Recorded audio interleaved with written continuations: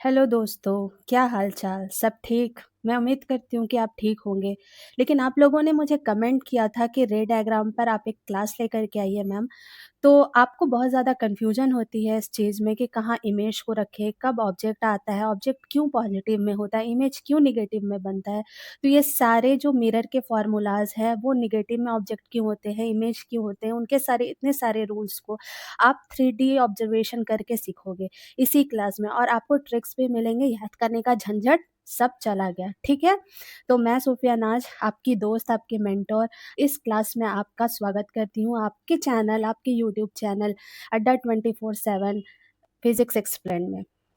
चलिए तो देखते हैं आज का ब्लूप्रिंट क्या होगा क्लासेस का। तो ये रे ऑप्टिक्स मास्टरी क्लास है, जो आप लोगों को रे डायग्राम में प्रॉब्लम होती है कि ऑब्जेक्ट और इमेज का चक्कर है, वो 6-6 कैसे याद करें, फिर कॉनकेव मिरर, कॉन्वेक्स मिरर, ये बहुत सारा झमेला होता है और इसमें एक्चुअली में इसमें सारे स्टूडेंट्स गलती करते हैं। तो इसमें गलती ना हो, जब मैं भी स्टूडेंट थी ना दोस्तों, तो इसमें थोड़ा कन्फ्यूज़न होता था। लेकिन आज के इस ब्लूप्रिंट से, आज के इस ट्रिक से, आज के 3D विजुअलाइज़ेशन से आपका सारा का सारा कन्फ्यूज़न गुल हो जाएगा, ठीक है? तो चलो स्टार्ट करते हैं। आज का पहले ब्लूप्रिंट आप देख लो। आज का मिशन का ब्लूप्रिंट क्या है कि लॉ ऑफ लाइट क्या होता है, मैंने नेक्स्ट क्लास में मतलब प्रीवियस क्लास में आपसे ये डिस्कस किया था कि लॉ ऑफ रिफ्लेक्शन क्या होता है, रिफ्रैक्शन क्या होता है, उसकी प्रॉपर्टीज़ क्या होती है और मैंने कहा था कि रे डायग्राम के बारे में स्पेशल एक क्लासेस लेकर के आऊँगी, जो सिर्फ़ और सिर्फ़ रे डायग्राम को समझाने के लिए होगा, ठीक है? तो उस रे डायग्राम को समझाने के लिए यही क्लासेस है। इसका ब्लूप्रिंट है, जो आपको मैं रिकैप करवा देती हूँ कि मैंने क्या-क्या पढ़ाया था।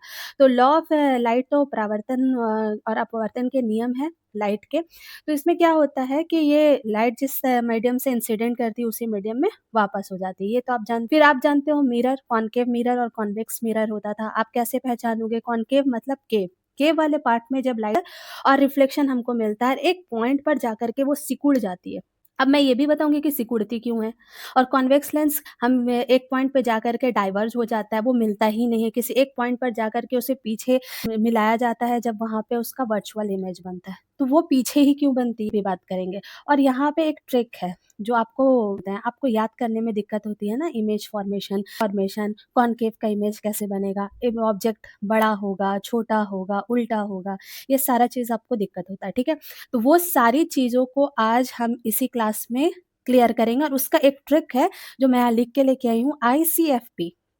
ये आईसीएफपी से रे डायग्राम रटने का झंझट खत्म हो जाएगा। बस आप इसको याद रखोगे और इसको याद रखने के बाद आपका जितना कि आपका कॉनकेव मिरर का, कॉन्वेक्स मिरर का जितना भी रे डायग्राम है, चुटकियों में लर्न हो जाएगा, ठीक है? उसके बाद फिर क्या है, कुछ क्वेश्चन्स हम करेंगे आरआरबी, एनटीपीसी और पीसीएस एग्ज़ाम्स में जो पूछे गए हैं, जिससे आपके कॉन्सेप्ट के साथ ये भी क्लियर हो जाएगा कि आपका क्वेश्चन कैसे पूछा जाता है, ठीक है? क्योंकि देखो, ये सेशन में हम लोग सीखने आए हैं, फैक्ट्स भी सीखने हैं और आपके एग्ज़ाम पॉइंट ऑफ व्यू से आपको किस तरह से ये इम्पोर्टेंट हो सकता है, वो भी देखेंगे, ठीक है? पहले तो हम फैक्ट देख लिए हैं, आज हम रे डायग्राम देखेंगे और उसको मैं याद करने का भी तरीका दूँगी आपको। फर्स्ट तक आप बने रहो, मैं उसकी एक ट्रिक्स दूँगी, कैसे आप याद रखोगे और अगर फिर भी कुछ नहीं समझ में आता है, तो आप मुझसे कमेंट करो, कनेक्ट करो, मैं उसे फिर से रिप्लाई करने की कोशिश करूँगी, ओके? पहला स्लाइड में है प्रकाश का परावर्तन। मतलब रिफ्लेक्शन ऑफ लाइट। लाइट हमने पढ़ लिया था, मैंने ये बताया था कि एक रिफ्लेक्शन ऑफ लाइट में एक मिरर है। देख लीजिए, यहाँ एक मिरर है ना, यहाँ पे मिरर है, ये मिरर है, देखिए।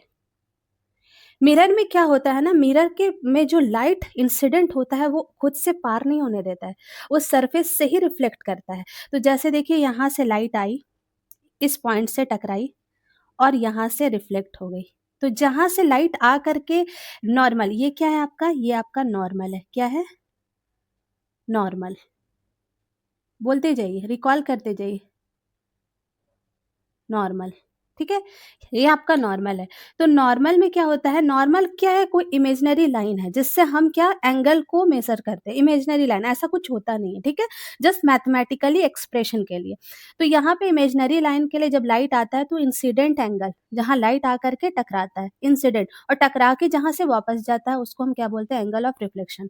तो यहाँ रिफ्लेक्शन ऑफ लाइट में क्या होता है, जितनी एंगल से लाइट इंसिडेंट करती है उसी एंगल से लाइट रिफ्लेक्ट भी करती है, ठीक है? तो यहाँ लिखा हुआ भी है कि तीनों एक ही तल में, देखिए यहाँ लिखा, तीनों एक ही तल में सेम प्लेन में होते हैं और इंसिडेंट रे, रिफ्लेक्टेड रे और नॉर्मल, ठीक है? देखिए, ये सारे एक प्लेन में हैं, इंसिडेंट रे, रिफ्लेक्टेड रे और नॉर्मल सेम प्लेन में है, इसी प्लेन में है, तो ये हो गया। रूल नंबर 2 इसका क्या होता है कि angle of incident is equal to angle of reflection. ये क्लियर हो गया होगा, ये हम लोग नेक्स्ट क्लास में भी किए थे। और एक और चीज़, प्रकाश मतलब लाइट हमेशा स्ट्रेट लाइन फॉलो करती है और उसका स्पीड क्या होता है बताओ, स्पीड क्या होता है जल्दी, 3 into 10 to the power 8 metre per second. What, 3 into 10 to the power 8 metre per second. Clear रहेगा, ओके। मिरर, अब मैंने बताया था कि मिरर दो तरीके के होते हैं, एक स्फेरिकल मिरर होते हैं और एक स्फेरिकल मिरर दो तरीके के होते हैं, एक होता है कॉनकेव और एक होता है कॉन्वेक्स। कॉनकेव मिरर क्या होता है, उसके नाम से ही आपको पता चलना चाहिए केव। अगर आपके पास इस तरह का कोई मिरर है, इस तरह का कोई मिरर है, ठीक है, इस तरह का कोई स्फेरिकल, आप उसको बीच से आप क्या करो, ऐसे करके कट कर दो। तो कट करोगे तो ये वाला पार्ट जो होगा उसका, ये केव वाला पार्ट को आप क्या करो, इस केव वाला पार्ट में लाइट को इंसिडेंट करवाओ और ये वाले पार्ट को आप क्या कर दो, उसको क्या कर दो, पेंट कर दो। तो जो केव वाले पार्ट पे लाइट इंसिडेंट करती है ना, तो वो होती है कॉनकेव मिरर। और जब केव वाले पार्ट को आप क्या करो, पेंट करो, और इसके जो ये पीछे वाले पार्ट से लाइट इंसिडेंट करती है, ये वाले पार्ट से लाइट इंसिडेंट करती है, तो उसको हम लोग क्या कहते हैं, उसको हम लोग कहते हैं कॉन्वेक्स मिरर। क्लियर हुआ होगा। अब इसके एक नोमेनक्लेचर है, इसके पॉइंट्स है जो इस मिरर के अकॉर्डिंग आपको जानना चाहिए। पोल क्या होता है, फोकस क्या होता है, सेंटर ऑफ कर्वेचर क्या होता है और रेडियस ऑफ कर्वेचर क्या होता है। मैंने बताया स्फेरिकल मिरर स्फेरिकल है, ठीक है, उसके एक सेंटर ऑफ कर्वेचर को लेंगे, उसके एक कर्वेचर पार्ट को लेंगे, ठीक है, तो उसकी जो मिड पॉइंट है, दर्पण के जो मिड बिंदु है, उसको हम लोग पोल बोलते हैं। ये देखिए, ये वाला पॉइंट जो है ना, ये वाला, एक सेकंड, ये वाला पॉइंट जो है, ये इसका कर्वेचर पार्ट है लेंस का, इसके ये मिड बिंदु को क्या बोलेंगे, इसको हम लोग पोल बोलेंगे, ठीक है। उसके बाद ये सरफेस है स्फेरिकल सरफेस, तो इसका एक सेंटर होगा, तो उस सेंटर को उस पोल से मिलाने वाली लाइन को हम लोग क्या बोलेंगे, centre of curvature. Centre of curvature है इस स्फेरिकल का, और ये सी से पी के बीच में जो मिलाने वाली लाइन है उसको हम लोग बोलेंगे रेडियस ऑफ, ये वाली लाइन को बोलेंगे रेडियस ऑफ कर्वेचर। क्या बोलेंगे, रेडियस ऑफ कर्वेचर, ठीक है, इसको बोलते हैं रेडियस ऑफ कर्वेचर। उसके बाद फिर क्या है, जब प्लेन मतलब पैरेलल लाइट, पैरेलल लाइट क्या होता है कि मान लो कि ऑब्जेक्ट इन्फिनिटी पे रखा हुआ, वहां से लाइट पैरेलल आई, पैरेलल आ करके इस मिरर पे टकराई, कॉनकेव मिरर पे टकराई, टकराने के बाद जहाँ पे फोकस होती है, जहाँ से लाइट जाती है, उसी को हम बोलते हैं क्या है, फोकस पॉइंट बोलते हैं। क्या बोलते हैं, फोकस पॉइंट बोलते हैं। तो क्लियर हुआ, पहले रिकॉल करते हैं क्या हुआ कि एक मिरर है, ठीक है, अगर आप उसको 2 बराबर भागों में काट देते हैं, तो क्या होता है, 2 बराबर भागों में काटने से क्या होता है, एक कॉनकेव मिरर मिलता है और एक कॉन्वेक्स मिरर मिलता है, ठीक है। तो कॉनकेव मिरर क्या करता है, कॉनकेव मिरर का के वाले पार्ट में लाइट इंसिडेंट करता है, और अगर पैरेलल लाइट इंसिडेंट कर रहा है तो फोकस पे वो जा करके मीट करता है, तो फोकल पॉइंट हुआ। और वो सरफेस के, वो जो आपके दर्पण के मतलब मिरर के जो मिड पॉइंट होती है, उसको हम लोग क्या बोलते हैं, पोल बोलते हैं। क्या बोलते हैं, पोल बोलते हैं। और वो स्फेरिकल जो सरफेस है, स्फेरिकल मिरर, उसका एक सेंटर पॉइंट होता है, उसको हम लोग सेंटर ऑफ कर्वेचर बोलते हैं। ये जो पैरेलल लाइन के, ये जो प्रिंसिपल एक्सिस होती है, इसको क्या बोलते हैं, इसको हम लोग बोलते हैं principal axis. Principal axis, principal axis, principal axis क्या होता है, प्रिंसिपल एक्सिस पैरेलल लाइन के ना, ये जो पैरेलल लाइट आते हैं उसके पैरेलली होता है, और ये प्रिंसिपल एक्सिस पे ही फोकस, सेंटर ऑफ लाइट और पोल, ये सारे डिसाइड होते हैं, ठीक है। क्लियर हो गया। अच्छा, फोकस का फॉर्मूला क्या होता है, फोकस हमेशा जहाँ फोकस होता है, पैरेलल किरणें जहाँ मिलती है, पैरेलल लाइट जहाँ मिलती है, उसका एक फॉर्मूला होता है, उसको हम लोग क्या बोलते हैं, उसको, वो फॉर्मूला होता है ये ये है F equal to R by two. आर क्या है, रेडियस ऑफ कर्वेचर। क्या है, radius of curvature. Radius of curvature क्या है कि जब सी को, सेंटर ऑफ कर्वेचर को पोल के साथ जब मिलाते हैं तो वो उसका रेडियस होता है, रेडियस ऑफ कर्वेचर। क्या होता है, रेडियस ऑफ कर्वेचर। और रेडियस ऑफ कर्वेचर और फोकस में क्या रिलेशन है, focus is equal to R by two. अब मुझे ये बताओ कि अगर आप रेडियस को बढ़ाओगे, रेडियस ऑफ कर्वेचर को बढ़ाओगे, तो फोकस, फोकल लेंथ भी बढ़ेगा, लाइट जहाँ पे फोकस हो रही वो भी बढ़ेगा। क्यों बढ़ेगा, क्योंकि देखो, ये जो फोकस है ना, फोकस, फोकल लेंथ, वो डायरेक्टली प्रोपोर्शनल है रेडियस ऑफ कर्वेचर के, ठीक है। क्या है, डायरेक्टली प्रोपोर्शनल है रेडियस ऑफ कर्वेचर के। तो हमेशा याद रखना कि फोकल लेंथ हमेशा डायरेक्टली प्रोपोर्शनल होता है रेडियस ऑफ कर्वेचर के। अगर रेडियस ऑफ कर्वेचर बढ़ेगी तो फोकल लेंथ भी बढ़ेगी, अगर रेडियस ऑफ कर्वेचर घटेगी तो फोकल लेंथ भी घटेगी। क्लियर, यहाँ पे ये भी क्लियर हो गया कि पोल क्या होती है, फोकस क्या होता है, सेंटर ऑफ कर्वेचर क्या होता है, रेडियस ऑफ कर्वेचर क्या होता है और पोल क्या होता है। और हम हर एक चीज़ को जहाँ से मेज़र करेंगे, वो पोल से ही मेज़र करेंगे, वही हमारा रेफ़रेंस पॉइंट होता है। एक रेफ़रेंस पॉइंट होता है ना कि हाँ, हमको यहाँ से जाना है, तो यहाँ से मेरे घर की दूरी 3 किलोमीटर है, तो वो आपके जहाँ से आप ले रहे हो, वो आपका रेफ़रेंस पॉइंट है। तो मिरर के केस में हम लोग जहाँ से रेफ़रेंस पॉइंट को लेते हैं, जहाँ से अपने ऑब्जेक्ट और इमेज के डिस्टेंस को मेज़र करते हैं, वो आपका पोल होता है। याद रहेगा? ओके, तो अब देखते हैं नेक्स्ट स्लाइड में चलते हैं और देखते हैं क्या आपको नया मिलने वाला है। देखो, मैंने इसको भी आपको डिफ़ाइन कर दिया कि स्फेरिकल मिरर है, ठीक है? आप उसको 20 से काटते हो, तो एक पार्ट आपको कॉन्केव मिलता है, एक कॉन्वेक्स मिलता है। कॉन्केव के लिए केव वाले पार्ट में लाइट इंसिडेंट करती है, जैसे कि आप देख पा रहे हो। देखो, यहाँ पे आपको विजुअलाइज़ेशन मिलेगा, आप समझ पाओगे, आप कनेक्ट कर पाओगे। अवतल दर्पण में क्या है? Concave mirror. Concave mirror converging होती है, क्यों होती है वो हम आगे बताएँगे। यहाँ पे लाइट क्या होता है? लाइट कहाँ इंसिडेंट करता है? केव वाले पार्ट में। बस आप कॉन्केव से केव वाले पार्ट को याद रखना कि केव में लाइट इंसिडेंट होती है और एक पॉइंट पर मिलती है, उसी को हम लोग कन्वर्जिंग मिरर भी बोलते हैं और कॉन्केव मिरर भी बोलते हैं, ठीक है? और उसके बाहर वाली सतह में आउटर सरफेस में हम लोग पेंट कर देते हैं, ताकि वो मिरर की तरह बिहेव करे और वहीं केव वाले पार्ट में लाइट इंसिडेंट करे और वहीं से रिफ्लेक्ट हो जाए। क्लियर है? दर्पण जिसको हम लोग कॉन्वेक्स मिरर बोलते हैं, वो कैसी प्रॉपर्टीज को शो करती है? वो डाइवर्जिंग प्रॉपर्टीज को शो करती है। कैसी? कैसी? डाइवर्जिंग। तो यहाँ पे लाइट कहाँ पे आती है? केव वाले पार्ट पे नहीं आती है। केव वाले पार्ट में नहीं, उसके जो बाहरी वाले सरफेस है ना, जहाँ पे हम लोग कॉन्केव में क्या किए थे, पेंट कर दिए थे, अब यहाँ पे केव वाले पार्ट में हम लोग पेंट करेंगे और उसके बाहर वाली सतह पे लाइट इंसिडेंट करेगी और इंसिडेंट करके वो रिफ्लेक्ट होगी। रिफ्लेक्ट होने के बाद वो एक पॉइंट पर नहीं मिलेगी, वो पीछे जा करके किसी एक पॉइंट पर मिलती है और वहाँ पे हमको डाइवर्जिंग लाइट मिलता है या डाइवर्जिंग मिरर का इमेज देखने को मिलता है, ठीक है? अच्छा, यहाँ पे आते हैं, अब डिस्कस करते हैं कि ये क्यों होता है। देखो, किरणें को एक बिंदु पे जहाँ पे फ़ोकस किया जाता है, focus in this sense the all the points of ray meet at a point. मतलब जहाँ रे ऑफ लाइट एक पॉइंट पर मीट कर रही है, जहाँ पे मिल रही है, वहाँ पे कन्वर्ज कर रही है, तो उसको हम लोग बोलते हैं फ़ोकस। वहाँ पे सिकुड़ रही है और किरणें जब बाहर की तरफ फैल रही है, डाइवर्ज मतलब डाइवर्ज हो रहा है, वो किसी बोलते हैं ना डाइवर्ट हो गया, भटक गया, तो लाइट क्या हो गया? डाइवर्ज हो गया। डाइवर्ट वो इंग्लिश में यूज़ करते हैं, लेकिन यहाँ पे जो फिजिक्स टर्म है डाइवर्जेंट, डाइवर्ज का मतलब किसी एक पॉइंट पर मिल करके ना वो डाइवर्ज हो जाता है, मतलब वो बाहर की तरफ फैल जाता है। क्लियर? याद रहेगा? ओके। तो यहाँ पे है ट्रिक, केव मतलब गुफा, जो गुफा के अंदर जाए वो कॉनकेव और जो गुफा के अंदर ना जाए वो क्या होगा? कॉन्वेक्स। चलिए, पे क्या है ना, आपको हमेशा ये दिक्कत होती है ना कि ऑब्जेक्ट को हम कहाँ रखें, इमेज को कहाँ रखें, इमेज कब रियल बनेगा, कब इन्वर्टेड बनेगा, कब उसमें नेगेटिव साइन आएगी, हम साइन कन्वेंशन कैसे लेंगे, हम इमेज को कैसे याद करेंगे, उसकी एप्लीकेशन को कैसे याद करेंगे। तो इस सेशन में आपकी वो सारी कन्फ्यूज़न दूर होने वाली है, ठीक है? तो देखिए, क्या होगा कि 10 सेकंड के लिए हम लोग यहाँ पे एक ट्रिक्स का यूज़ करेंगे, जिसको हम बोलते हैं ICFP। क्या बोलते हैं? एफपी। अब आप ये जान लो कि आई का मतलब क्या होता है, सी का मतलब क्या होता है, एफ का मतलब क्या होता है और पी का मतलब क्या होता है। आई का मतलब क्या होता है? Infinity. I is stand for infinity, C is stand for center of curvature, F is stand for focal length और या focal point और P is stand for pole। इसी के बीच ऑब्जेक्ट को रखने पर इमेज कहाँ बनती है, कॉन्केव मिरर में कहाँ बनती है और कॉन्वेक्स में कहाँ बनती है, हम इस चीज़ को इसी स्लाइड में डिस्कस करेंगे और आपके सारे कन्फ्यूजन को दूर करेंगे, ठीक है?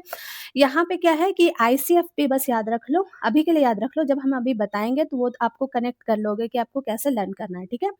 यहाँ पे देखो, ऑब्जेक्ट जो है ICFP, अगर ये याद रखो, अगर इन्फिनिटी से कभी भी लाइट आती है, वो टकराती है और फोकस कहाँ करती है? फोकल पॉइंट पे, तो इमेज कहाँ बनेगा? एफ पे बनेगा। आई से इन्फिनिटी से कभी भी लाइट आएगी तो कहाँ बनेगा इमेज? एफ पे बनेगा और एफ पे ऑब्जेक्ट रख देंगे तो कहाँ बनेगा इमेज? आपका इन्फिनिटी पे बनेगा। मतलब दो केस क्लियर हो गया। देखिए, दो केस के लिए क्या है कि अगर आई पे आप ऑब्जेक्ट को रखते हैं, आई पे आप ऑब्जेक्ट को रखते हैं, तो यहाँ पे आपका इमेज कहाँ बनेगा? आई पे आपका मतलब इन्फिनिटी पे आपका ऑब्जेक्ट है, आई मतलब इन्फिनिटी पे आपका ऑब्जेक्ट है, तो इमेज आपका कहाँ बनेगा? इमेज इमेज आपका कहाँ बनेगा? इमेज आपका बनेगा आपका फोकल पॉइंट पे, ठीक है? और अगर फोकल पॉइंट पे आप ऑब्जेक्ट को रखते हो, फोकल पॉइंट पे आप ऑब्जेक्ट को रखते हो, तो आपका इमेज कहाँ पे बनेगा? इन्फिनिटी पे आपका इमेज बनेगा, इन्फिनिटी पे आपका इमेज बनेगा, ठीक है? याद रहेगा, 2 केस आपका क्लियर हुआ। अब छोटा और बड़ा बताते हैं। देखो इन्फिनिटी पे कोई भी सामान होगा, तो वो तो बड़ा ही होगा। जैसे कि यहाँ से लेकर के हम सन का डिस्टेंस को अगर इमेजिन करें, तो अर्थ के रेफ़रेंस से सन तो बहुत ज़्यादा बड़ा है, ठीक है? बहुत ज़्यादा बड़ा है। तो अगर आप मान लो कि सन से जो लाइट आ रही है, हम लोगों को यहाँ लाइट तो दिखती नहीं, लेकिन वो महसूस करते हैं, तो वो रे के फॉर्म में हम लोग महसूस करते हैं, ठीक है? तो उसका कितना छोटा-सा अमाउंट हमको फ़ील होता है ना? तो वो उसी तरीके से है कि इन्फिनिटी पे कोई ऑब्जेक्ट है और अगर फोकल लेंथ पे बन रहा है, तो उसकी इमेज साइज़ कितनी छोटी होगी, एकदम पॉइंट साइज़, छोटी साइज़ की इमेज बनेगी, ठीक है? और अगर ऑब्जेक्ट आपका फ़ोकस पे बन रहा है, अगर आप ऑब्जेक्ट को फ़ोकस पे रख रहे हो, तो इमेज आपका कहाँ बनेगा? इन्फिनिटी पे। तो जो इन्फिनिटी पे इमेज बन रहा है, वो क्या होगा? बड़ा होगा एज़ कम्पेयर टू इन्फिनिटी पे जो ऑब्जेक्ट रखा है। इन्फिनिटी में जो ऑब्जेक्ट है फ़ोकस पे फ़ोकल हो रहा है, फ़ोकस हो रहा है, इमेज बन रहा है फ़ोकल लेंथ पे, तो वो छोटा होगा। फ़ोकस पे ऑब्जेक्ट रखा हुआ है और इन्फिनिटी पे इमेज बन रहा है, तो वो बड़ा होगा। क्लियर हो गया? कॉन्केव और कॉन्वेक्स मिरर में भी ये है कि रियल बनेगा, उल्टा बनेगा, पर्दे के पीछे बनेगा, पर्दे के बाहर बनेगा, पर्दे के अंदर बनेगा, सेम साइज़ का बनेगा, इस चीज़ का भी कन्फ्यूज़न क्लियर होगा, ठीक है? तो यहाँ पे देखिए, यहाँ पे क्या है, यहाँ पे 1 सेकंड, यहाँ पे देखिए, ये वाला देखिए, अगर ऑब्जेक्ट आपका यहाँ देखिए, ऑब्जेक्ट अगर आई पे अगर आप रख दिए, तो इमेज कहाँ बना? फ़ोकस पे। देखिए, अगर ऑब्जेक्ट को आप किसी इन्फिनिटी पॉइंट पे रखें, तो वो कहाँ फ़ोकस हो रहा है? ये फ़ोकस हो रहा है, इमेज कहाँ बन रहा है? फ़ोकल पॉइंट पे। ये वाला चीज़ को देखिए आप, ये रे डायग्राम को देखिए। अगर ऑब्जेक्ट आई पे है, तो इमेज कहाँ बन रहा है? इमेज फ़ोकस पे बन रहा है। और ऑब्जेक्ट अच्छा एक और चीज़ है, और ऑब्जेक्ट अगर फ़ोकल लेंथ पे है, तो इमेज कहाँ बनेगा? आई पे बनेगा। इससे आपका 2-2 चीज़, 2-2 विज़ुअलाइज़ेशन और 2-2 इमेज का प्रॉब्लम सॉल्व हो जाएगा, वो कॉन्केव लेंस के थ्रू, ठीक है? तो यहाँ पे ऑब्जेक्ट एट सी, अगर ऑब्जेक्ट को आप सी पे रखते हो, तो लाइट आपको इमेज भी क्या मिलेगा? सी पे ही मिलेगा और सेम साइज़ का मिलेगा। जब लाइट अगर आपकी कहाँ से आ रही है, आपने ऑब्जेक्ट को रख दिया, ठीक है, सी पे, तो लाइट वहाँ से पास हुई, एक पैरेलल लाइट जाकर के फ़ोकस पे गई और एक लाइट सीधे सेंटर ऑफ कर्वेचर से पास हो जाती है। तो जहाँ पे आप सेंटर ऑफ कर्वेचर पे इमेज रखोगे, तो ऑब्जेक्ट भी सेंटर ऑफ कर्वेचर पे ही मिलेगा और सेम साइज़ का मिलेगा। क्लियर? और एक और चीज़, अगर ऑब्जेक्ट आप एफ पे रख रहे हो, तो इमेज आपको इन्फिनिटी पे मिलेगा। ये तो केस मैंने क्लियर कर दिया था और ऑब्जेक्ट अगर आप सी पे रखोगे, तो इमेज भी आपको सी पे मिलेगा। मतलब 3 आई, सी, एफ से आपका 4 केस सॉल्व हो गया। आई से इन्फिनिटी पे रखोगे तो फ़ोकस पे, एफ पे रखोगे तो इन्फिनिटी पे, सी पे रखोगे तो सी पे ही और सेम साइज़ का ही मिलेगा, ठीक है? हम लोग आगे देखेंगे भी कि वो कैसे बन रहा है, ठीक है? तो यहाँ पे आते हैं, नेक्स्ट स्लाइड पे चलते हैं। देखिए, यहाँ पे कॉन्केव मिरर वर्सेस वर्चुअल का खेल क्या है? रियल और वर्चुअल का मतलब क्या होता है ना, जो पर्दे के अंदर नहीं, पर्दे के बाहर नहीं बनता, पर्दे के अंदर बनता है। और वो रियल इमेज का मतलब क्या होता है, वर्चुअल और रियल का मतलब क्या होता है? वर्चुअल पर्दे के पीछे बनता है और इमेज भी क्या होता है, इमेज उससे छोटा हो सकता है, उससे बड़ा हो सकता है। लेकिन रियल में क्या होता है, इमेज हमेशा वस्तु के मतलब ऑब्जेक्ट के हमेशा उल्टा होता है, सीधा नहीं बनता है। और वर्चुअल में हमेशा क्या होता है, जो इमेज है वो हमेशा सीधा बनता है, जैसे ऑब्जेक्ट आप रखे हो वैसे ही आपकी इमेज मिलेगी। लेकिन रियल में क्या होता है, कॉन्केव का केस है, लेकिन कॉन्केव में एक चीज़ याद रखिए, हमेशा क्या रियल इमेज नहीं बनता है, उसमें रियल भी बनता है, वर्चुअल भी बनता है। लेकिन आपके जो कॉन्वेक्स लेंस नहीं, कॉन्वेक्स मिरर है, कॉन्वेक्स मिरर में हमेशा, हमेशा वर्चुअल इमेज बनता है, रियल इमेज नहीं बनता, ठीक है? ये मैंने आपको पिछले स्लाइड में भी क्लियर किया, आप एक बार गो थ्रू कीजिएगा उसको, ठीक है? अब यहाँ पे आपको आना है। देखिए, रियल और इन्वर्टेड में क्या होता है कि यहाँ पे देखिए, ये आई, सी और एफ के सभी केस इमेज हमेशा दर्पण के सामने बनते हैं। मैंने बताया ना कि रियल का केस क्या होता है, वहाँ पे अगर आपका इमेज रख रहे हो, तो ऑब्जेक्ट रख रहे हो, तो इमेज हमेशा जो इमेज मिलेगा उस ऑब्जेक्ट का, वो उस ऑब्जेक्ट के उल्टी साइड में मिलेगा, इसीलिए हम उसको रियल और इन्वर्टेड बोल रहे हैं। और ये क्या होता है, हमेशा दर्पण, मान लीजिए दर्पण है, तो इसके सामने ही इमेज मिलेगा, इसके पीछे नहीं मिलेगा। ये दर्पण के पीछे अगर मिल रहा है, इस दर्पण के पीछे अगर आपको इमेज मिल रहा है, तो वो आपका वर्चुअल इमेज हुआ, ठीक है? और यहाँ पे जो वर्चुअल और इरेक्ट की बात कर रहे हैं, ये कॉन्वेक्स में मिलता है और सिर्फ तब होता है जब ऑब्जेक्ट एफ और पी के बीच घुसा दिया जाता है। मतलब ऑब्जेक्ट है, ये पोल है, ये फ़ोकस है। ऑब्जेक्ट इस पोल और फ़ोकस के बीच यहाँ है, ठीक है? तब आपको वर्चुअल इमेज मिलता है और वर्चुअल इमेज तब मिलता है वो आपके जो दर्पण है उसके सामने नहीं, उसके पीछे मिलता है। ये दर्पण है, इसके पीछे मिल रहा है, ठीक है? ये हो गया। उसके बाद फिर क्या है, अच्छा डेंटिस्ट के पास जाते हो, वो जो आपके दाँत को देखने के लिए, आपके दाँत में कैविटी हो गया या कुछ प्रॉब्लम है और या आप शेविंग करते हो तो आपके जो फेस आपको बड़ा दिखता है, वो क्यों दिखता है? किस प्रॉपर्टी का, लाइट रे की किस प्रॉपर्टी का वो यूज़ करते हैं? किसका यूज़ करते हैं?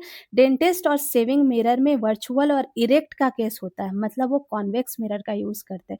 कॉन्वेक्स मिरर में वहाँ पे ऑब्जेक्ट मतलब अपने आप को वो फ़ोकस और पोल के बीच रखते हैं ताकि उसको वर्चुअल इमेज मिले और बड़ा इमेज मिले। तो यहाँ पे ये क्वेश्चन आरआरबी, एनटीपीसी में पूछा गया था कि डेंटिस्ट और शेविंग मिरर में इसी वर्चुअल इफ़ेक्ट का केस का इस्तेमाल कैसे किया जाता है, ठीक है?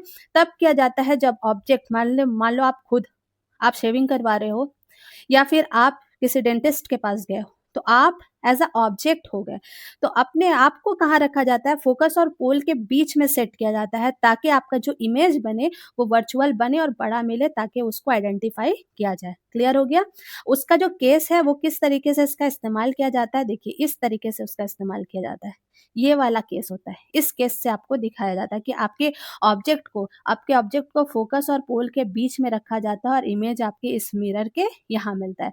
देखिए ऑब्जेक्ट का जो साइज़ है, उसके साइज़ से बड़ा बनता है, लेकिन यहाँ पे जो ऑब्जेक्ट का डायरेक्शन है, जिस डायरेक्शन में ऑब्जेक्ट है, उसी डायरेक्शन में आपका इमेज भी है, उल्टा नहीं है। लेकिन आपके रियल और इन्वर्टेड केस में जैसे ऑब्जेक्ट होता है, उसकी इमेज बड़ा भी बनेगा, छोटा भी बनेगा, सेम साइज़ का भी बनेगा, वर्चुअल भी बनेगा। वर्चुअल जब बनता है, तो वो रियल बनता है, लेकिन कॉन्केव में क्या होता है, अधिकतर केस में देखा गया है कि हमेशा जो ऑब्जेक्ट का इमेज बनता है वो इन्वर्टेड होता है और रियल होता है और क्या होता है, वो मिरर के सामने बनता है, ठीक है? याद रहेगा? चलिए, अब नेक्स्ट स्लाइड में पहुँचते हैं। देखिए, प्रॉब्लम होती है कि साइन कन्वेंशन कि मैम कॉन्केव और कॉन्वेक्स मिरर में ये तो क्लियर हो गया कि कॉन्केव में कैसे लाइट आएगी, क्यों सिकुड़ता है, कन्वर्ज क्यों होता है और डाइवर्ज क्यों होता है। ये कन्वर्ज और डाइवर्ज के बारे में बताया तो मैंने, लेकिन और बताना आपको रह गया। उसमें क्या होता है, कन्वर्ज जो लेंस का जो पार्ट होता है ना, आपने लेंस को देखा है ना? मैं यहाँ बनाती हूँ। ये वो जो लेंस है आपका, कॉन्केव लेंस, ठीक है? ये कॉन्वेक्स लेंस है। ये क्या है? Convex lens. कॉन्वेक्स, कॉन्वेक्स है। ठीक है? कॉन्वेक्स लेंस में क्या होता है, कॉन्वेक्स लेंस में ये पीछे बीच में क्या होता है ना, इसका क्या होता है, मोटा भाग होता है। बीच में ये मोटा होता है और जैसे-जैसे एज पॉइंट पे देखो ये पतला होता जाता है। तो ये जो बीच के पॉइंट में इसका सेंटर ऑफ कर्वेचर का जो पार्ट है, मोटा होने की वजह से वो लाइट जब इंसिडेंट होती है ना, तो वो किसी पॉइंट पर उसको कन्वर्ज कर देता है। फैलाता नहीं, किसी एक पॉइंट पर फ़ोकस कर देता है। क्लियर? अब हम लोग बात करते हैं कॉन्केव लेंस की। कॉन्केव लेंस क्या होता है? देखिए, ये होता है कॉन्केव लेंस। इसको क्या बोलते हैं? कॉनकेव। कॉन्केव लेंस में क्या होता है? कॉन्केव लेंस में आपका ये वाला चीज़ देखिए, ये आपका जो है ना बीच वाला पार्ट आपका क्या होता है? पतला होता है, थिन होता है। बीच वाला पार्ट आपका थिन होता है। और ये ऊपर वाला पार्ट फ्लैट पर जो वाला पार्ट होता है वो मोटा होता है, जिसके कारण जब लाइट इंसिडेंट होती है तो सेंटर ऑफ कर्वेचर के पतला होने के कारण वो क्या करता है, लाइट को डाइवर्ज कर देता है, मतलब फैला देता है। तो ये क्लियर भी हो गया होगा कि कन्वर्ज क्यों करता है और डाइवर्ज क्यों करता है, ठीक है?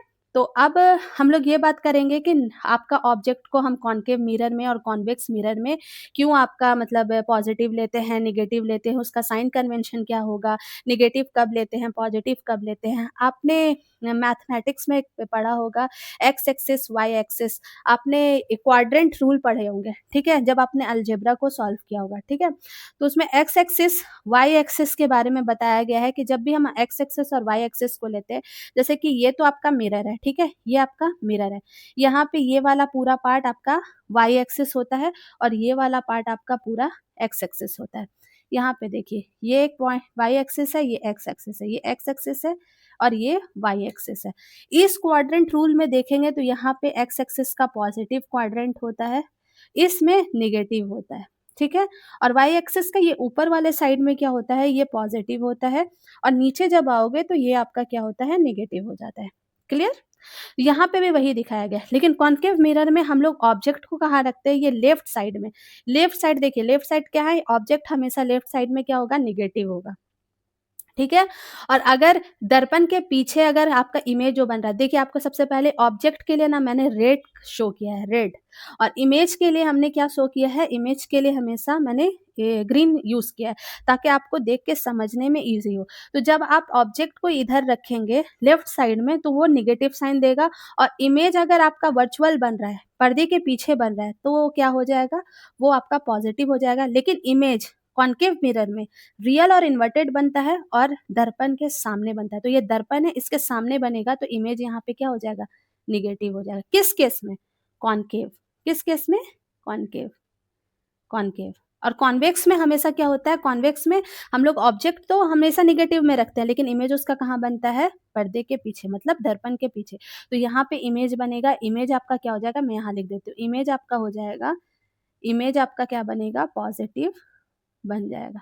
ठीक है, ये क्लियर हो गया। तो साइन कन्वेंशन से ये हो गया कि ऑब्जेक्ट हमेशा कहाँ रखते हैं, नेगेटिव एक्सिस पे रखते हैं, लेकिन कॉन्केव मिरर में इमेज भी किधर फॉर्म होता है, हमेशा नहीं। एक केस ऐसा है कि उसमें वर्चुअल बनता है, तो ये भी क्वेश्चन पूछा गया है कि क्या कभी कॉन्केव लेंस में सिर्फ और सिर्फ रियल इमेज बनता है, नो। कॉन्केव मिरर में रियल इमेज भी बनता है और वर्चुअल इमेज भी बनता है। क्लियर, तो ये हो गया। और कॉन्वेक्स मिरर में क्या हमेशा वर्चुअल इमेज बनता है, यस, उसमें हमेशा वर्चुअल इमेज ही बनता है। क्लियर, चलिए अब आगे भी बढ़ते हैं, और यहाँ पे एक प्रो टिप्स है। ठीक है, कॉन्केव में फोकस क्या होता है, ये फोकल पॉइंट और पावर का जब हम लोग मैंने बताया था ना कि फोकल और पावर में क्या होता है, पावर हमेशा क्या होता है, पावर हमेशा फोकल के इन्वर्सली प्रोपोर्शनल होता है, बताया था। तो पावर और फोकल के बीच इन्वर्सली प्रोपोर्शनल का रिलेशन होता है, मतलब पावर, फोकल लेंथ अगर आप बढ़ाओगे तो उस लेंस का पावर हमेशा कम हो जाएगा, और अगर पावर की ज़्यादा ज़रूरत है तो हमें उस लेंस की फोकल लेंथ को कम रखना पड़ेगा। और फोकल पावर को हम लोग किस तरह से नापते हैं, डायोप्टर, किससे नापते हैं, डायोप्टर। ठीक है, लेकिन कॉन्केव मिरर में क्या होता है, फोकस पॉइंट कहाँ होते हैं, निगेटिव में होता है, कहाँ होता है, निगेटिव में होता है, और आपके आपके कॉन्वेक्स में फोकस पॉइंट क्या होता है, पॉजिटिव में होता है। बस आपको ये याद रखना, कॉन्केव मतलब केव, केव आपका केव में क्या होता है, निगेटिव, और कॉन्वेक्स, वेक्स में क्या हो रहा है, एक्स आ रहा, मतलब पॉजिटिव का सेंस दे रहा है, तो पॉजिटिव क्या हो गया, प्लस। ठीक है, तो कॉन्वेक्स और कॉन्केव, कॉन्केव, कॉन्केव में क्या हो रहा है, अरे आप गड्ढे में गिरोगे तो आपका बुरा ही होगा ना, तो ये याद रखो कि वहां फोकस निगेटिव हो गया, और कॉन्वेक्स तो उसमें क्या होगा, पॉजिटिव। तो फोकस कॉन्केव में क्या होता है, निगेटिव होता है, और कॉन्वेक्स में क्या होता है, पॉजिटिव होता है, याद रहेगा, वेरी गुड। अब हम लोग आगे बढ़ते हैं, यहाँ देखते हैं, मैंने आपको बताया था रिफ्रैक्शन ऑफ लाइट। अब रिफ्लेक्शन ऑफ लाइट में एक चीज़ था, मैंने बताया था कि हर एक मीडियम का अपना अपना रिफ्रैक्टिव इंडेक्स होता है, और refractive index velocity of light पर डिपेंड करता है। जब हम लाइट, मान लीजिए यहाँ पे लाइट, यहाँ पे जो आपका लाइट आ रहा है, इंसिडेंट लाइट, ये रेड है ना, इंसिडेंट लाइट है, यहाँ पे कुछ नहीं तो क्या होगा, एयर होगा, और एयर का रिफ्रैक्टिव इंडेक्स अलग होता है, और ये ग्लास का रिफ्रैक्टिव इंडेक्स अलग होता है, ग्लास, है ना। तो रिफ्रैक्टिव इंडेक्स का फॉर्मूला हमने क्या बताया था, रिफ्रैक्टिव इंडेक्स का formula mu equal to C by V होता है। ठीक है, तो आपका म्यू क्या है, सी क्या, और वी और सी क्या होता है, इन्वर्सली प्रोपोर्शनल होता है। तो लाइट के रिफ्लेक्टिव इंडेक्स से एयर से ग्लास में लाइट चेंज हो रहा है, मतलब शिफ्ट हो रहा है, लाइट जा रहा है, तो रिफ्लेक्टिव इंडेक्स के वजह से उसकी स्पीड में चेंजेस आ जाती है, जिस वजह से लाइट थोड़ा सा बेंड होकर के दिखाता है, या तो वो नॉर्मल के तरफ शिफ्ट हो जाता है या नॉर्मल से अवे शिफ्ट हो जाता है। अगर नॉर्मल से अवे शिफ्ट हो रहा है तो इसका मतलब लाइट क्या हो रहा है, ग्लास से एयर में आ रहा है, मतलब हायर रिफ्लेक्टिव इंडेक्स से लोअर रिफ्लेक्टिव इंडेक्स में आ रहा है। मैंने एक और चीज बताया था कि हायर रिफ्लेक्टिव इंडेक्स क्या होती है, डेंसर मीडियम होती है, मैं यहाँ लिख भी देती हूँ, higher reflective index, denser medium. और रेयरर मीडियम क्या होता है, रेयरर मीडियम का मतलब होता है लोअर रिफ्रैक्टिव इंडेक्स। ठीक है, लोअर रिफ्रैक्टिव इंडेक्स, मीडियम का मतलब lower refractive index, higher denser medium का मतलब क्या होता है, हायर रिफ्रैक्टिव इंडेक्स। तो डेंसर का मतलब क्या होता है, हायर रिफ्रैक्टिव इंडेक्स, और आपका रेयरर का क्या होता है, लोअर रिफ्रैक्टिव इंडेक्स, मैंने रिफ्रैक्टिव इंडेक्स को लिखा नहीं है टाइम बचाने के लिए, मैंने उसका सिंबल का यूज़ किया है। सिंबल क्या होता है? म्यू होता है, आपको क्लियर हो जाएगा। उसका क्या होता है? उसको हम किस यूनिट में दिखाते हैं रिफ्रैक्टिव इंडेक्स को? म्यू में दिखाते हैं और म्यू हमेशा वी के इनवर्सली प्रोपोर्शनल होता है। इनवर्सली प्रोपोर्शनल होने की वजह से जब लाइट एक मीडियम से दूसरे मीडियम में जाता है, तो क्या होता है? उसकी स्पीड कम हो जाती है, उसकी स्पीड कम हो जाती है जिसकी वजह से लाइट या तो अपने पाथ से बहुत दूर शिफ्ट हो जाता है या उसके करीब शिफ्ट हो जाता है। ये उसके रिफ्रैक्टिव इंडेक्स और वेलोसिटी पे डिपेंड करता है। मैंने एक चीज़ और क्लियर की थी, आपको याद होना चाहिए कि जब लाइट एक मीडियम से दूसरे मीडियम में जाती है, तो एक चीज़ नहीं बदलती, वो चीज़ क्या है? वो चीज़ है आपकी frequency. Frequency of light is same all the scenario. It will be it will be not change, मतलब ये नहीं चेंज होता है। सिर्फ़ और सिर्फ़ रिफ्रैक्टिव इंडेक्स चेंज होती है, क्योंकि हर एक मीडियम की रिफ्रैक्टिव इंडेक्स अलग-अलग होती है और उस रिफ्रैक्टिव इंडेक्स की वजह से कोई मीडियम से दूसरे मीडियम में अगर लाइट ट्रैवल करता है, तो उसकी स्पीड घट जाती है या फिर बढ़ जाती है ड्यू टू रिफ्रैक्टिव इंडेक्स। लेकिन उसकी एक प्रॉपर्टी फ्रीक्वेंसी हमेशा सेम रहता है। यूपीएससी में ये सवाल पूछा गया था आपसे, पीसीएस के, बीपीएससी, पीजीटी के एग्ज़ाम में ये सवाल पूछा गया था आपसे। तो आप यहाँ पे पढ़ रहे हो ना, वो आपके लिए 110% इम्पोर्टेंट है। तो आप उसकी हर एक चीज़ को देखो। और हाँ, इसको एक स्नेल्स लॉ को दिया था रिफ्रैक्टिव इंडेक्स और आपका वेलोसिटी में रिलेशन, और उन्होंने बताया था कि रिफ्रैक्टिव इंडेक्स उसके एंगल से कैसे डिपेंड होते हैं। लाइट आती है तो एंगल ऑफ इंसिडेंट से आती है, टकरा के वापस जाती है तो उसको क्या बोलते हैं? एंगल ऑफ रिफ्लेक्शन बोलते हैं। तो उसके जो रिफ्रैक्टिव इंडेक्स का फ़ॉर्मूला है ना, देखिए sin I by sin R, मतलब साइन के आई के रेशियो में इंसिडेंट एंगल ऑफ साइन, उसके रेशियो में देखते हैं रिफ्लेक्शन एंगल ऑफ साइन। अगर आप रिफ्लेक्शन का केस हो रहा है कि जितना लाइट आ रही है उतना ही जा रही है, तो वो रिफ्लेक्शन का केस हो गया। लेकिन लाइट तो डाइवर्ट हो गई ना ड्यू टू रिफ्रैक्टिव इंडेक्स और वेलोसिटी ऑफ लाइट। उसके वजह से क्या हुआ कि उसके रेशियो में चेंज आता है, और उस रेशियो को हम कैसे दिखाते हैं? स्नेल्स लॉ से। Snell's law is what? Sine I divided by sine R is equal to N is refractive index. ठीक है, ये हो गया। अब लाइट जब आ रही है तो वो सीधी पाथ में आएगी और चली जाएगी, तो रिफ्लेक्शन का केस हुआ। लेकिन नॉर्मल के अबॉट अगर वो नीचे, मतलब उसके तरफ सिकुड़ रही है या उससे अवे फ्रॉम दी नॉर्मल जा रही है, तो उसके बीच में एक शिफ्ट हो जाता है, डिस्टेंस हो जाता है इंसिडेंट रे और रिफ्लेक्टेड रे में। मान लीजिए, देखिए यहाँ पे फिर से देखिए, मानिए कि एक सेकंड मैं यहाँ पे थोड़ा सा इरेज कर लेती हूँ ताकि आपको समझाने में ईजी हो जाए। ठीक है, तो मान लीजिए कि यहाँ पे एक मीडियम है, ये नॉर्मल है, यहाँ से लाइट आई, इसको तो ऐसे जाना चाहिए था, लेकिन ये ऐसे ऐसे चली गई। ये ऐसे जाना चाहिए था सीधा, लेकिन ये चली गई।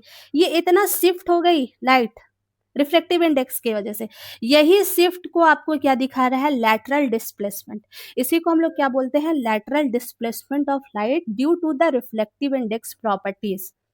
ठीक है, ऑकर दिस फिनोमेनन, ये फिनोमेनन जिस वजह से हो रहा है और उसमें लाइट की जो शिफ्टिंग हो रही है रिफ्लेक्शन और रिफ्लेक्टेड लाइट के बीच में, उसको जिस सीधी पाथ में जाना चाहिए वो जाता नहीं है, मुड़ जाता है, या तो नॉर्मल के अवे चला जाता है या नॉर्मल के टुवर्ड्स चले जाता है। तो उस डिस्टेंस को, उस डिस्प्लेसमेंट को हम लोग क्या बोलते हैं? लैटरल डिस्प्लेसमेंट बोलते हैं। और वो क्या होता है? ओरिजिनल पाथ और एक्चुअल पाथ के बीच में जो दूरी होती है उसी को हम लोग लैटरल शिफ्ट भी बोलते हैं और लैटरल डिस्प्लेसमेंट भी बोलते हैं। क्लियर रहेगा? म्यू क्या होता है? रिफ्रैक्शन इंडेक्स का जो फॉर्मूला है वो म्यू क्या होता है? Mu equal to C by V होती है, इनवर्सली प्रोपोर्शनल का रिलेशन होता है। उसके अगर हम साइन रेशियो में देखना जाए, साइन और कॉस आपने पढ़ा होगा ट्रिग्नोमेट्री में, उसके साइन एंगल इंसिडेंट एंगल को जब हम देखते हैं तो sine I divided by sine R equal to mu.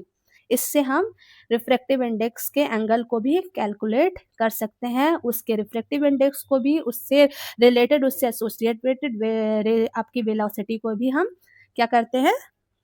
Major कर पाते हैं। क्लियर है? चलिए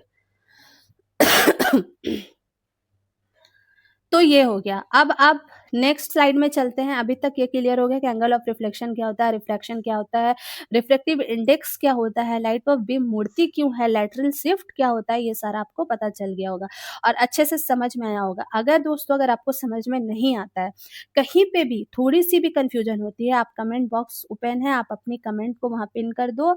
मैं आपको जल्द से जल्द उसकी रिप्लाई करने की कोशिश करूँगी, या फिर उसके लिए मैं एक नया सेशन बना दूँगी। ठीक है? आपके लिए। बस आप पढ़ो, आपका काम है पढ़ना। और मेरा काम है आपको अच्छे तरीके से डिलीवर करना, ठीक है? आपने कहा था कि रे डायग्राम को बताइए मैम, मैं उसके लिए ये रे डायग्राम का स्पेशल एक क्लास लेकर के आई हूँ, सिर्फ़ आपके कन्फ्यूज़न को दूर करने के लिए, ठीक है? अब यहाँ आते हैं, लेंस वर्सेस मिरर। देखो लेंस भी होता है और मिरर भी होता है, इसमें भी एक कन्फ्यूज़न होता है। वहाँ मिरर में जो कॉन्केव है, वो कन्वर्जिंग केस को दिखाता है, लेकिन लेंस में अपोज़िट हो जाता है। कॉन्वेक्स लेंस जो है वो कन्वर्जिंग हो जाती है और कॉन्केव लेंस जो है वो डाइवर्जिंग हो जाती है। तो ये 2 चीज़ जो है ना वो मिरर और इसमें क्या बोलते हैं लेंस में, वो दोनों आपकी अपोज़िट सिनेरियो में मिलता है। तो आपको ये याद रखना होगा जो मिरर में कन्वर्जिंग है वो लेंस में क्या है डाइवर्जिंग है, बस अपोजिट केस। जैसे कि मान लीजिए फॉर एग्जांपल आपका जो मिरर का केस मैंने लिया था वो मिरर के केस में क्या हुआ था, मिरर के केस में कॉन्केव मिरर कन्वर्जिंग था, लेकिन यहाँ जब लेंस के केस में आया तो कॉन्केव में लेंस क्या हो गया डाइवर्जिंग हो गया। मिरर के केस में कॉन्वेक्स मिरर जो था वो आपका डाइवर्जिंग था, लेकिन जब हम लेंस के केस में आएँगे तो कॉन्वेक्स लेंस जो होता है वो आपका कन्वर्जिंग होगा। बस ये आपका सिनेरियो, बस ये याद रखना है आपको, ठीक है? उसके बाद यहाँ पे यही चीज़ को बताया गया है कि कन्वेक्स लेंस कन्वर्जिंग होता है, बीच में मोटा होता है, प्रकाश को सिकुड़ता है, मैग्नीफाइंग ग्लासेस में इसका यूज़ किया जाता है। मैग्नीफाइंग ग्लासेस आई थिंक आपने सब लोगों ने देखा होगा, किसी छोटी चीज़ को बड़े अमाउंट में देखने के लिए हम उसका मैग्नीफाइंग ग्लासेस का यूज़ करते हैं। आई थिंक आप लोगों ने सबने टीएमसी देखा होगा, मतलब तारक मेहता का उल्टा चश्मा, उसमें जब टप्पू आता है और उसके जो बहुत छोटा-छोटा लिखता है शैतानी करने के लिए और भिड़े को क्या करता है, वो बोलता है सर ये मैग्नीफाइंग ग्लासेस है, आप इससे बड़ा-बड़ा देखो, ठीक है? बड़ा करके देखो अगर आपको देखने में दिक्कत हो रही है, तो हाँ, वही आप देखना है, इसको आप रिलेट कर सकते हो वहाँ पे, ठीक है? तो वो क्या होता है, वो आप छोटी चीज़ों को बड़ा करके देखने के लिए आप किसका यूज़ करते हो, कन्वर्जिंग लेंस का यूज़ करते हो और ये कन्वर्जिंग लेंस आपका क्या है, मैग्नीफाइंग ग्लासेस होता है। क्या होता है? मैग्नीफाइंग ग्लासेस होता है। वो बीच में मोटा होने के कारण सिकुड़ता है लाइट को और एक पॉइंट पर कन्वर्ज कर देता है, ठीक है? और कन्वर्जिंग कॉन्केव लेंस क्या होता है, डाइवर्ज होता है। मैंने इसको एक्सप्लेन किया था पीछे वाले स्लाइड में। कॉन्केव लेंस में क्या होता है, डाइवर्जिंग क्यों होता है? देखिए कॉन्केव का लेंस का ये वाला रिप्रेजेंटेशन होता है, ठीक है? तो ये डाइवर्जिंग क्यों होता है कि बीच में पतला हो जाता है, तो प्रकाश उससे क्या होता है, फैलता है। टेलीस्कोप जब हम दूर के डिस्टेंस ऑब्जेक्ट को मेज़र करना चाहते हैं, तो उसके लिए हम लोग क्या यूज़ करते हैं, कॉन्केव लेंस का यूज़ करते हैं और कॉन्केव लेंस में फैला करके दिखाता है और किसी एक पॉइंट पर जाकर के वो क्या करता है, फ़ोकस करता है। तो telescope is the example of concave lens और कॉन्वेक्स लेंस का एग्ज़ाम्पल क्या है, मैग्नीफाइंग ग्लास। मैग्नीफाइंग ग्लास का एग्ज़ाम्पल क्या है, कॉन्वेक्स लेंस और टेलीस्कोप का क्या एग्ज़ाम्पल है, कॉन्केव लेंस, ठीक है? ये हो गया। अब क्या है, ये आपको मिरर फ़ॉर्मूला, लेंस फ़ॉर्मूला और पावर मैंने बताया था। मिरर फ़ॉर्मूला क्या होता है? Mirror formula 1/v + 1/u = 1/f होता है। v क्या है? Stand for image. आपको मैंने वो पीछे क्लास में ये फ़ॉर्मूला को एक्सप्लेन किया था कि v इमेज है, u ऑब्जेक्ट है एंड f आपका क्या है? फोकल लेंथ है। इसमें हमेशा कॉन्केव लेंस में फोकल लेंथ हमेशा नेगेटिव होता है, अभी मैंने बताया। कॉन्केव में मिरर फ़ॉर्मूला में कॉन्केव क्या होता है, नेगेटिव होता है फोकल लेंथ और उसका ऑब्जेक्ट भी क्या होता है, नेगेटिव होता है। और जब इमेज बना रहे हो, रियल और इन्वर्टेड बन रहा है तो इमेज खुद ब खुद नेगेटिव आएगा। अगर इमेज पॉजिटिव आ रहा है तो इसका मतलब क्या होगा, वर्चुअल इमेज बना रहा है। मैं यहाँ लिख के बता देती हूँ आपको, अगर आपका इमेज पॉजिटिव आ रहा है पॉजिटिव आ रहा है, तो इसका मतलब क्या है कि वो आपका वर्चुअल इमेज बना रहा है, वर्चुअल, ठीक है? अगर इमेज आपका पॉजिटिव नहीं आकर के नेगेटिव आ रहा है, नेगेटिव आ रहा है, ठीक है? नेगेटिव आ रहा है तो आपको क्या, इसका में आपको क्या पता चलेगा कि आपका इमेज क्या है, रियल है, रियल एंड इन्वर्टेड।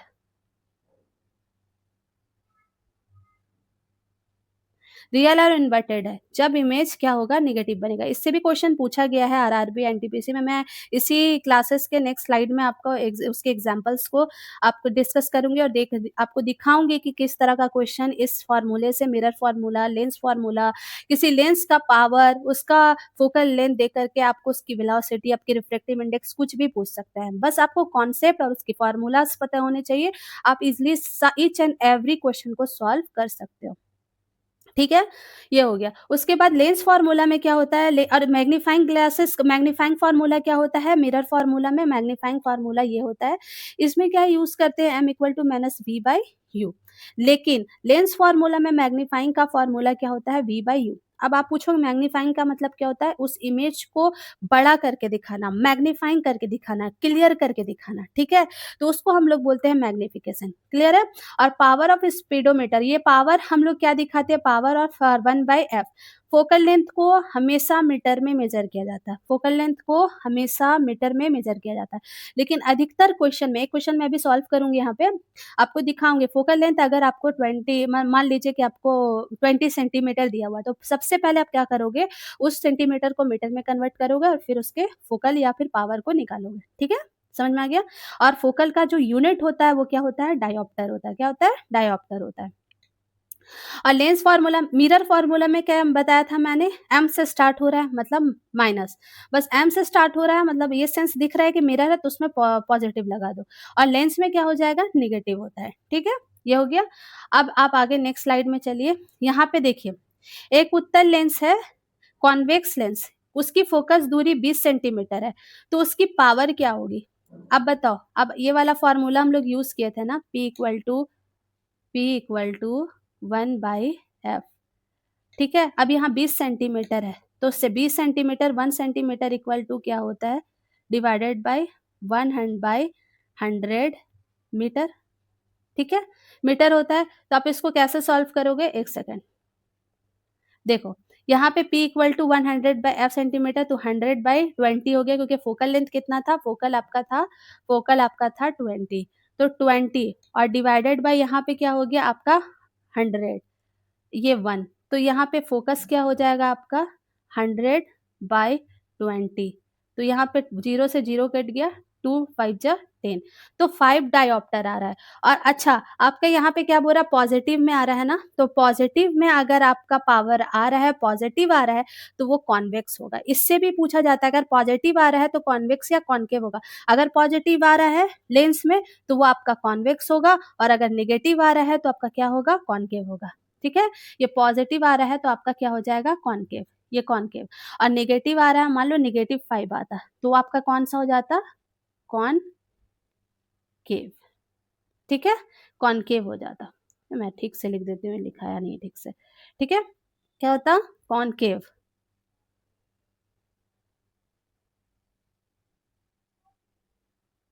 कॉनकेव, ठीक है? ये आपको क्लियर हुआ होगा कि फोकल का पॉइंट, फोकल को हम कहाँ, फोकल लेंथ को हम किससे मेजर करते हैं? हमेशा मीटर में मेजर करते हैं। अगर क्वेश्चन में दिया हुआ है सेंटीमीटर, तो सबसे पहला काम हम लोगों का क्या होता है? सबसे पहला काम हमारा होता है उसको मीटर में चेंज करना। क्या होता है? मीटर में चेंज करना। फिर फॉर्मूला में पुट करेंगे, थोड़ा कैलकुलेशन करेंगे, आंसर आ जाएगा। और अगर पॉजिटिव में आ रहा है, तो पॉजिटिव में आ रहा है तो आप उसको क्या लिखोगे? कॉन्वेक्स। अरे मैम याद हो गया है, पॉजिटिव आएगा तो कॉन्वेक्स, नेगेटिव आएगा तो कॉन्केव। ये आपको पहचानने का तरीका है कि आप कैसे आइडेंटिफाई करोगे, ठीक है? ओके। क्योंकि मैंने बताया था कि फोकल लेंथ हमेशा कॉन्केव में क्या होता है? निगेटिव होता है, और कॉन्वेक्स में क्या होता है? पॉजिटिव होता है, ठीक है? ये हो गया। चलिए, अब दाढ़ी और शेविंग के लिए मैंने बता दिया था कि ये क्वेश्चन पूछा गया है पीसीएस एग्जाम में, कि दाढ़ी बनाने के लिए जो कॉन्केव मिरर का उपयोग किया जाता है, इसमें चेहरे को कहाँ रखा जाता है? बिटवीन पी और एफ के बीच में रखा जाता है। आप पी और एफ के बीच में रखोगे तो आपको वर्चुअल इमेज बनेगा और बड़ा इमेज दिखता है, ताकि आप अपने आप को अच्छे से देख सको, या फिर आपके दांत में जहाँ कैविटी हुई हुई है वहाँ जो डॉक्टर है उस चीज़ को अच्छे से आइडेंटिफाई कर सके। मैंने इसका आंसर ये होगा, बी नंबर। और यहाँ पे देखो सॉल्यूशन में यहाँ लिखा हुआ है कि बड़ी और सीधी वर्चुअल और इरेक्ट इमेज के लिए ऑब्जेक्ट को पोल और फोकस के बीच होना चाहिए, जिसके वजह से आपका इमेज वर्चुअल बनेगा, और वर्चुअल बनने के कारण क्या होगा? आपका इमेज क्या होगा? बड़ा बनेगा, और उससे आप किसी भी फ्लो को, या फिर आपका कोई भी प्रॉब्लम है, या फिर अपने आप इमेज को आप बड़ा मैग्नीफाइंग करके देख सकते हो, क्योंकि वो वर्चुअल इमेज बनता है। क्या बनता है? वर्चुअल इमेज बनता है। क्लियर? अच्छा, एक और चीज़ है जो हम लोग ये करेंगे। अब आपको ये समझ में आ गया होगा कि रे ऑप्टिक्स का आपका वीकनेस नहीं, स्ट्रेंथ होना चाहिए, और उसके लिए आपका जो मैंने ट्रिक बताया डायग्राम सॉल्व करने के लिए, IS ICFP। ICFP क्या होगा, इन्फिनिटी पे ऑब्जेक्ट को रखोगे तो फोकस पे इमेज मिलेगा, फोकस पे रखोगे तो इन्फिनिटी पे मिलेगा, सेंटर ऑफ कर्वेचर पे रखोगे तो सेंटर ऑफ कर्वेचर पे ही मिलेगा, अगर पोल और फोकस के बीच में रखोगे तो वर्चुअल इमेज मिलेगा, ऑब्जेक्ट से बड़ा मिलेगा। ठीक है, ये हो गया। साइन कन्वेंशन के बारे में आपको पता चल गया कि आप उसके पॉजिटिव क्वाड्रेंट के तरफ लेते हो, राइट हैंड साइड लेते हो तो इमेज आपको पॉजिटिव मिलेगा, अगर रियल और इन्वर्टेड इमेज मिला है तो आपको वो आपके लेफ्ट साइड में मिलेगा। लेफ्ट साइड को हमेशा आप निगेटिव से मेजर करते हो, रिप्रेजेंट करते हो, और आपके राइट साइड को हमेशा पॉजिटिव से करते हो। एक्स एक्सिस आपका हॉरिजॉन्टल पॉइंट होता है और वर्टिकल को हम लोग क्या लेते हैं, वाई एक्सिस। वर्टिकल के अप पॉइंट को लेते हैं, अप पॉइंट को पॉजिटिव लेते हैं और बॉटम पॉइंट को क्या करते हैं, नेगेटिव लेते हैं। बस इतना याद रखना है, ठीक है। तो ये आपका क्लियर हो गया। उसके बाद फिर क्या है, टोटल इंटरनल रिफ्लेक्शन।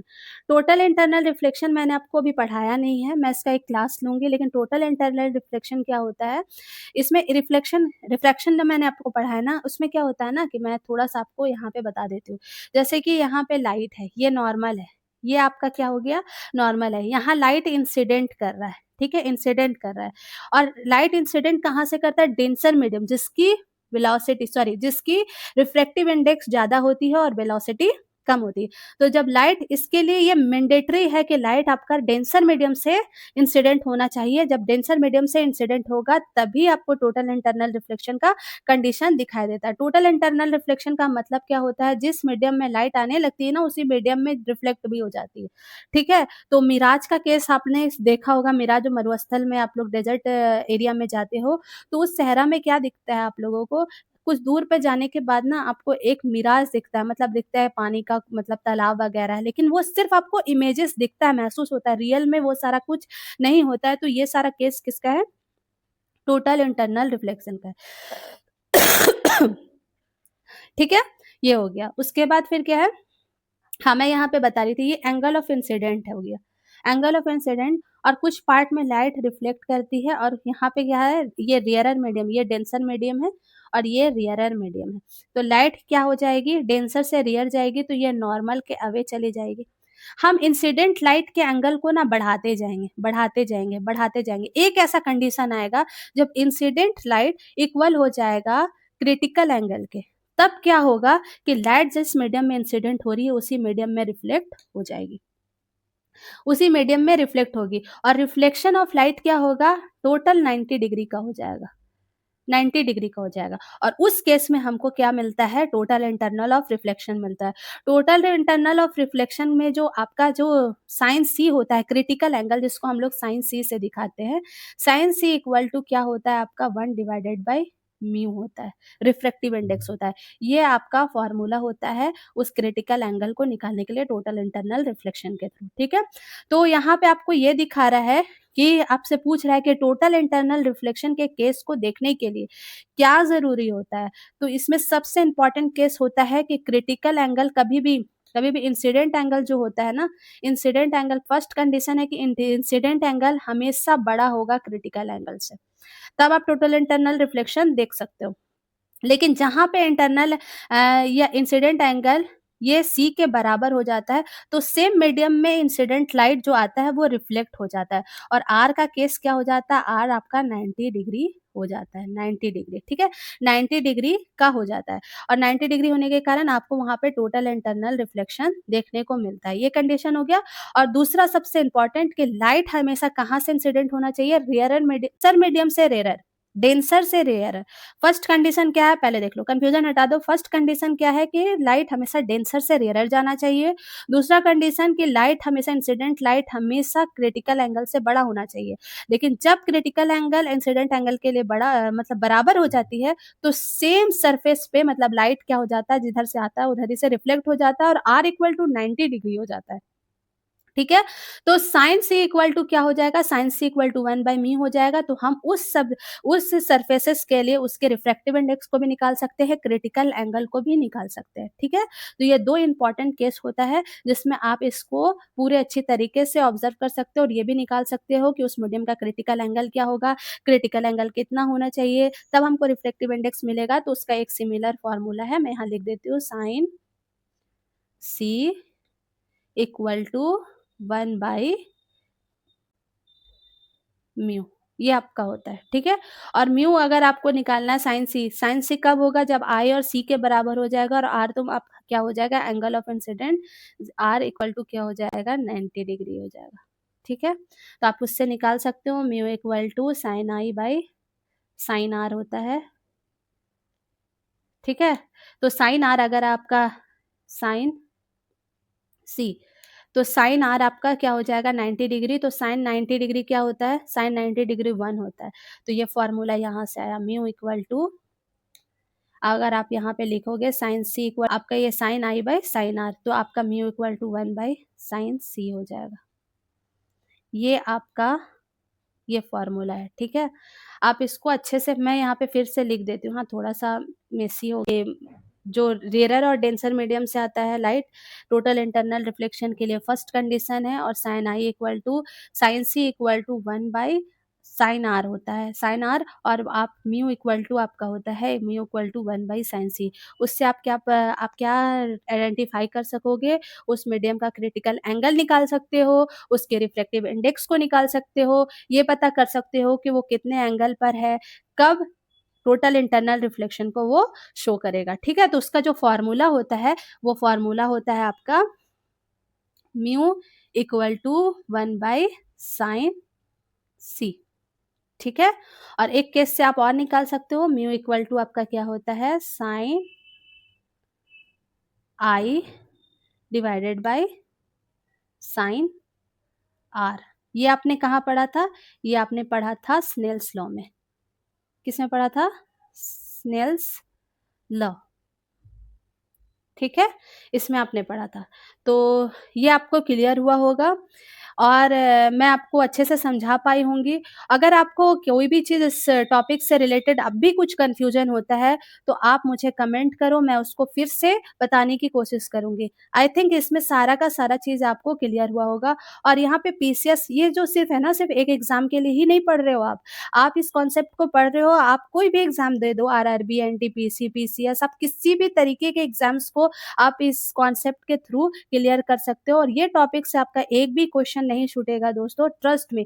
और अगर आपने इस चीज़ को ध्यान रख लिया, मैंने ना वो बहुत सारे रूल्स होते हैं मेजर्स को याद करने का और फिज़िक्स में ना लाइट चैप्टर आप कोई भी एग्ज़ाम का पेपर उठा के देख लो कि लाइट से आपको या फिर ऑप्टिक्स से आपको एक ना एक क्वेश्चन तो देखने के लिए मिला ही होगा और पीसीएस एग्ज़ाम जैसे पीजीटी वगैरह हो गया, एनटीपीसी, आरआरबी, ये सारे में आपके साइंस से टॉपिक से ये वाला जो चैप्टर है ना लाइट, बहुत ज़्यादा इम्पोर्टेंट है। लाइट हो गया, साउंड हो गया, वो मैंने सारा कुछ आपको यहाँ पे बता दिया है, वो सेशन भी ले लिया, मैं उसका प्लेलिस्ट भी बना दूँगी। आप चेकआउट करो, आपको जो भी प्रॉब्लम होता है आप कमेंट में लिखो, मैं उससे रिलेटेड आपको सारे चीज़ों को सॉल्व करने की कोशिश करूँगी। तो ठीक है, आप पढ़ते रहिए, अपनी तैयारी सेशन को यहीं पे एंड करती हूँ और अगर आपको इससे रिलेटेड कोई भी क्वेरी होगा तो आप कमेंट में नीचे मेंशन कर दो और व्हाट्सएप चैनल का लिंक भी दिया हुआ है, वहाँ पे आप क्लिक करो। आपको कोई भी प्रॉब्लम होती है, कोई भी टॉपिक से रिलेटेड या किसी न्यूमेरिकल में कोई प्रॉब्लम होता है तो आप उसमें जस्ट सेंड कर दो, मैं उसको पूरी कोशिश करूँगी उस न्यूमेरिकल को सॉल्व करके आपको उसका आंसर